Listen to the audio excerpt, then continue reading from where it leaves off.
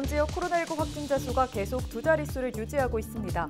유흥주점과 노래연습장 감염이 이어지는 상황입니다.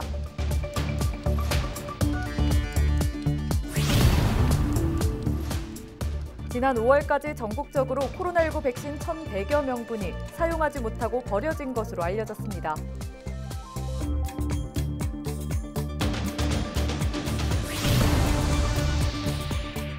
남부내륙 고속철도의 착공이 늦어지면서 철도가 지나는 경남 지자체들의 반발이 커지고 있습니다.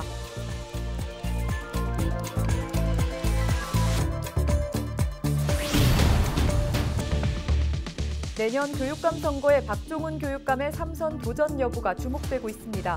후보들의 단일화 여부도 관건입니다.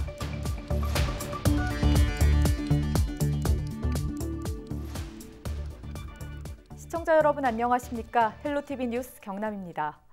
수도권과 거제를 잇는 남부내륙 고속철도 사업이 지지부진합니다. 철도가 지나는 경남 지자체들의 반발이 커지고 있는데요. 단체장들은 조기 착공을 촉구하는 건의문을 발표하는 등 공동 대응에 나섰습니다. 표영민 기자입니다. 수도권과 거제를 연결하는 남부내륙 고속철도. 정부의 예비 타당성 조사 면제에도 착공이 늦어지고 있습니다. 국토부가 거제 종착역 위치와 노선 변경 등을 이유로 기본계획 수립 용역 기간을 2차례나 연장했기 때문입니다. 사업이 지지부진해지자 거제와 통영, 고성 등 노선에 포함된 5개 지자체가 나섰습니다. 단체장들은 사업 무산을 우려하는 분위기를 전하고 조기 착공을 촉구하는 공동 건의문을 발표했습니다. 현재 역사 및 노선안 변경 검토 등으로 인해 더 이상 속도를 내지 못하고 있어 자칫 사업이 무산되는 것이 아니냐는 불안감과 우려가 많은 실정입니다. 현재 거제 종착역 위치와 해인사역 설치, 소음 민원 등이 조기 착공에 걸림돌이 되는 상황. 지자체는 문제 해결을 위해 주민과 소통하고 있는 만큼 국토부가 기본계획 수립을 앞당겨야 갈등을 줄일 수 있다고 말했습니다.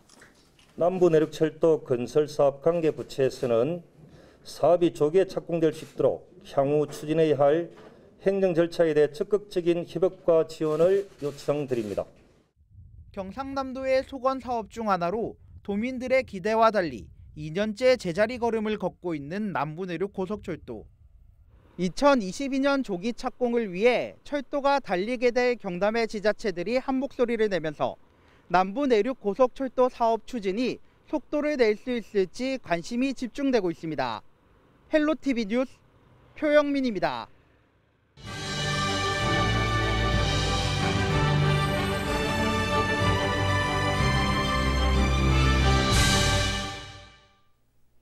지역 일꾼을 뽑는 지방선거가 1년 앞으로 다가왔습니다. 함께 치러지는 교육감 선거도 큰 관심사인데요.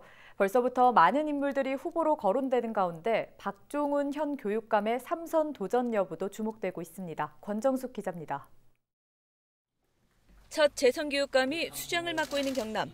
그 자리를 놓고 현재 자천타천 8명의 인물들이 거론되고 있습니다.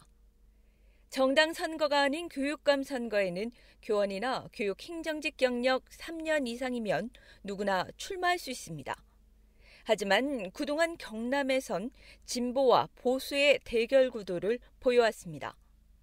때문에 현직 프리미엄을 무시할 수 없는 선거란 점에서 진영 단일화가 변수입니다.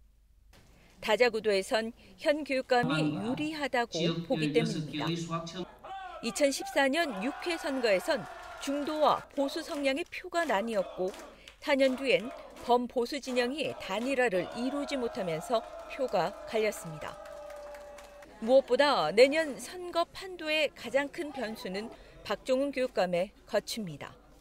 일단 박 교육감이 신년 기자회견에서 사업에 대한 완수 의지를 보였던 만큼 3선 도전은 유력시 되고 있습니다. 여기에 장기화된 코로나19 상황과 만 18세 청소년으로 낮아진 선거권, 학생 인권조례에 이은 학생 자치조례 역시 또 다른 변수로 작용할 예정입니다. 3선 수성이냐 인물 교체냐, 다양한 쟁점 속에 경남 교육계 수장 자리를 둘러싼 물밑 행보도 빨라지고 있습니다. 헬로티비 뉴스 권정숙입니다.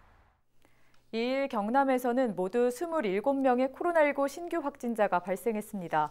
지역별로는 김해가 14명, 양산 5명, 창원 3명, 진주 2명, 거창과 합천, 거제가 각 1명입니다. 김해에서는 유흥주점과 노래연습장 관련 확진자가 계속 늘고 있습니다. 또 양산 확진자 가운데에서 유흥주점 관련 확진이 1명 발생했습니다. 이일 기준 경남 도내 누적 확진자는 4,701명입니다. 지난달 기준 전국적으로 코로나19 백신 1,100여 명분이 사용하지도 못하고 버려진 것으로 알려졌습니다. 국민의힘 강기훈 의원이 보건복지위원회로부터 받은 자료를 보면 지난 2월부터 5월까지 아스트라제네카와 화이자 등 코로나19 백신 2회 접종 기준 약 1,143명분이 폐기된 것으로 조사됐습니다. 이유는 적정 온도 이탈이 가장 많았고 백신 용기 파손, 희석 과정 오류, 백신 유효 일시 경과 순으로 나타났습니다. 관리 부주의를 일으킨 기관은 모두 46곳으로 2곳의 접종센터를 제외하고 대부분 일반 병원이나 요양병원이었습니다.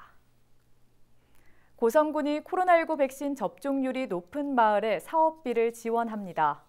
군은 4일 마감하는 60세에서 74세 백신 접종 사정 예약률이 높은 순으로 우수마을 여러 곳을 선정해서 사업비 10억 원을 지원할 계획입니다.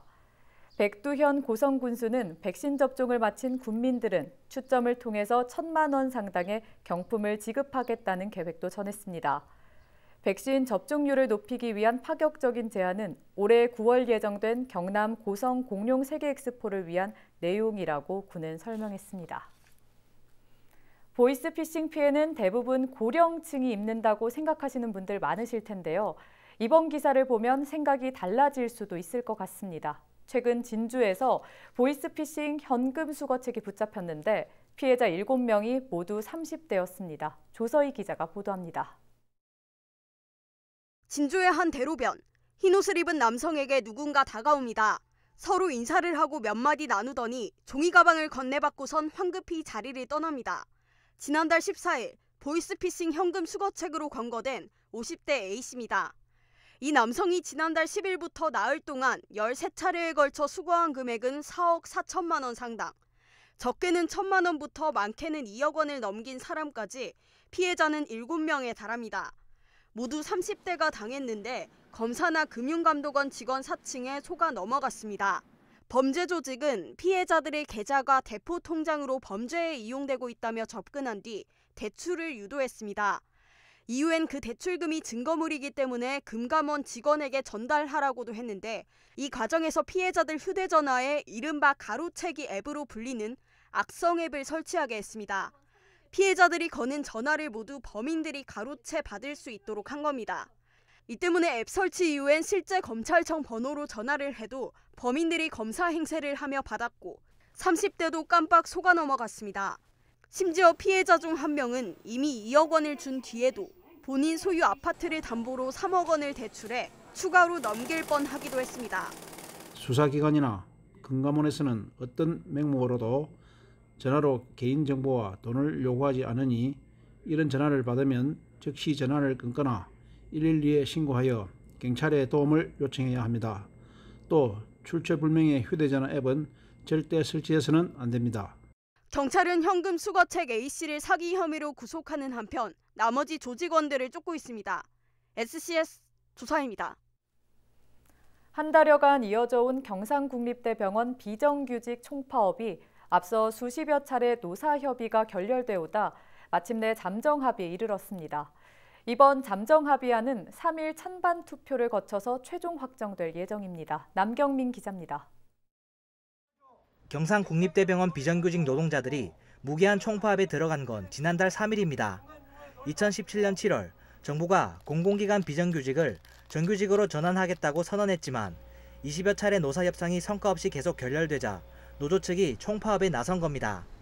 노조 측이 요구한 것은 정규직 전환과 함께 고령 친화 직종에 대한 정년 65세 보장과 기본급 외 각종 수당 지급 등입니다.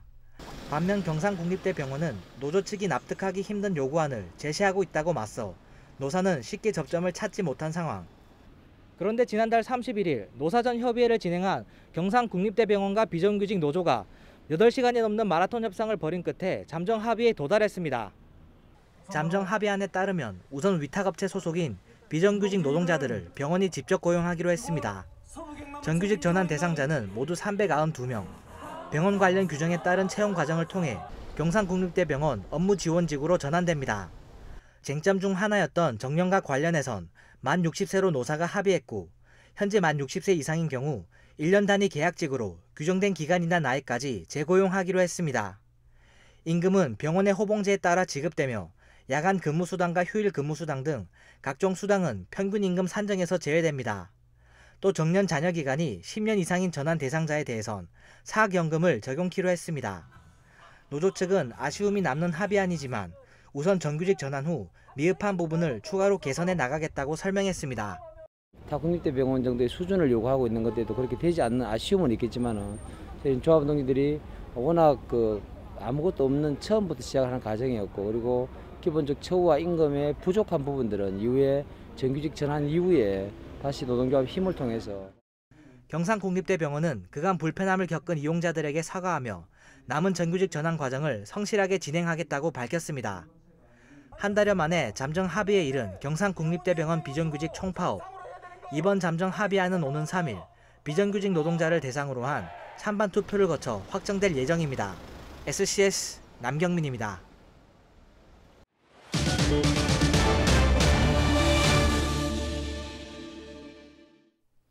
창원시가 환경부의 마산만 수질 개선과 주남저수지의 국가습지 보호구역 지정을 건의했습니다. 2일 창원시청과 마산만을 찾은 한정혜 환경부 장관에게 허성무 창원시장은 지역 환경 현안에 대해서 설명했습니다.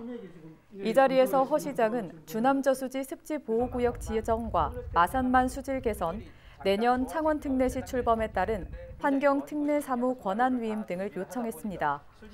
특히 창원 권역의 비저오염 저감 시설과 빗물 인프라 조성, 주남저수지 복원 등 5개 사업에 국비 702억 원 지원도 건의했습니다. 김하용 의장을 비롯한 경남도 의원들이 2일 도의회 앞에서 기자회견을 열고 인천국제공항공사의 항공정비사업 추진 시도와 관련해서 즉각 중단을 요구했습니다.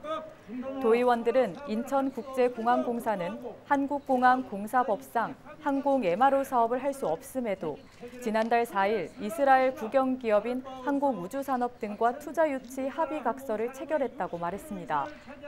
이는 공기업 목적을 간과했고 MRO를 가능하게 하기 위한 편법으로 사실상 MRO 사업 추진을 선언한 것이나 다른 바 없다고 주장했습니다. 이어서 사천과 진주 등 경남도민은 우려를 표한다면서 결국 과잉 중복 투자와 경쟁력 저하로 이어져서 국내 항공정비산업 발전에 발목을 잡을 것이므로 즉각 중단돼야 한다고 덧붙였습니다. 이 자리에서 도의원들은 사업 시도 중단뿐 아니라 경남을 항공우주산업 메카로 육성하겠다는 대통령의 약속 이행과 항공정비산업 경쟁력 향상 대책 마련 등을 촉구했습니다.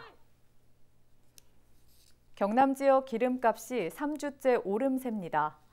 한국석유공사 육아정보서비스 오피넷을 보면 지난달 넷째 주 기준 경남의 휘발유 가격은 리터당 1,533.42원입니다. 일주일 전보다 4.43원 올라 3주 연속 상승했습니다.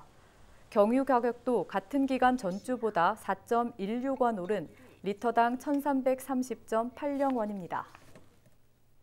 경남FC가 바르셀로나의 유소년 육성 시스템인 라마시아와 같이 유소년 축구 클럽과 상호 협력하는 리틀 드리머스 프랜차이즈 사업을 진행합니다. 리틀 드리머스에 가입한 유소년 구단은 경남FC 코칭 스태프와 선수들에게 일일 수업을 받을 수 있고 경남FC 로고도 활용할 수 있습니다. 박진관 경남FC 유소년재단 이사장은 이 사업으로 경상남도 유소년 축구 저변이 확대되며 우수 선수를 육성해서 경남FC의 튼튼한 뿌리가 되길 바란다고 말했습니다. 의령군의회가 코로나19로 어려움을 겪고 있는 군민을 위해서 올해 군의원 국외 연수비 4,900여만 원 전액을 반납합니다. 군의회는 이달 중 열리는 의령군 1회 추가 경정 예산에서 국외 연수비를 삭감 처리하기로 했습니다. 국외 연수비 삭감은 지난해에 이어 두 번째입니다.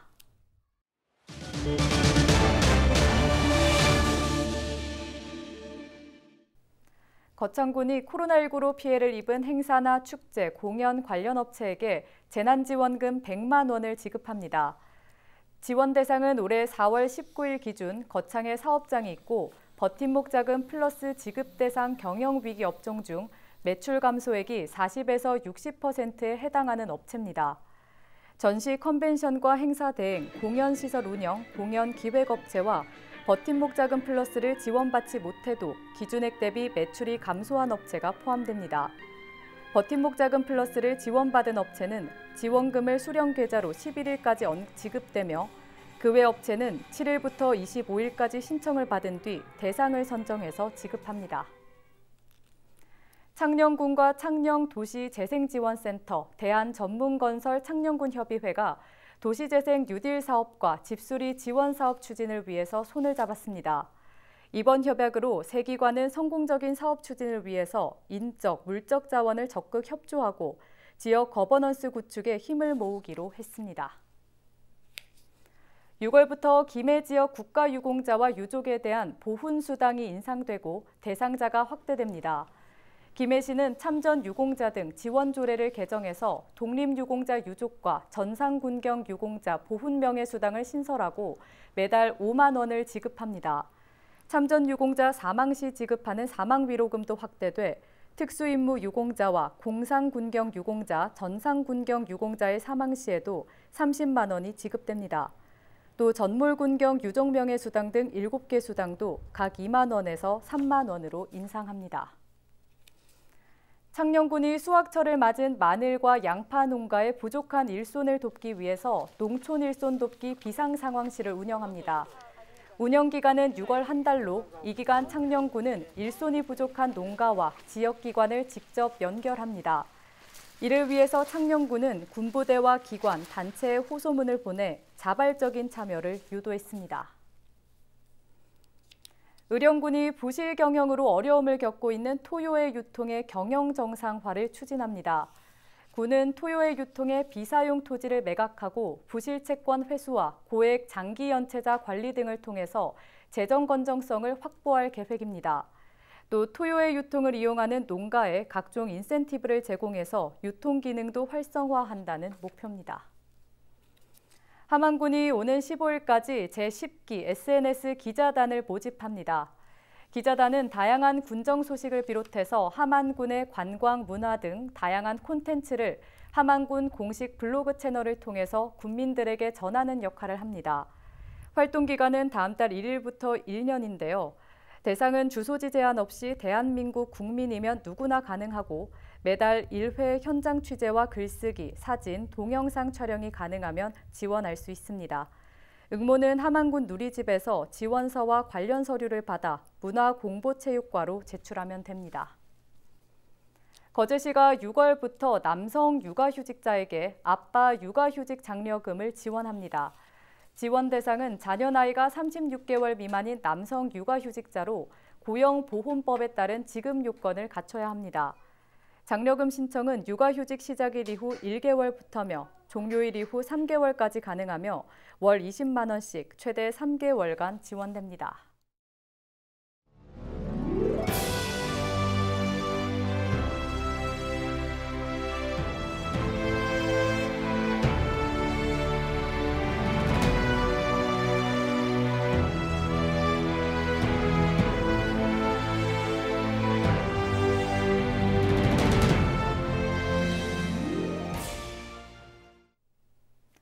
충남 서산의 한 공군부대 여성 부사관이 선임 부사관에게 성추행을 당한 뒤 극단적인 선택을 해 안타까움을 자아내고 있습니다.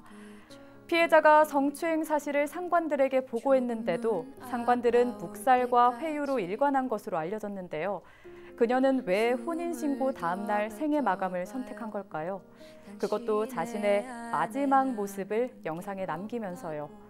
억울한 죽음을 밝혀달라는 유족의 외침에 군 당국은 철저한 진상규명과 관련자 처벌로 답해야 할 겁니다. 이상으로 뉴스 마칩니다. 시청해주신 여러분 고맙습니다. 아무도 그댈 탓하진 않아.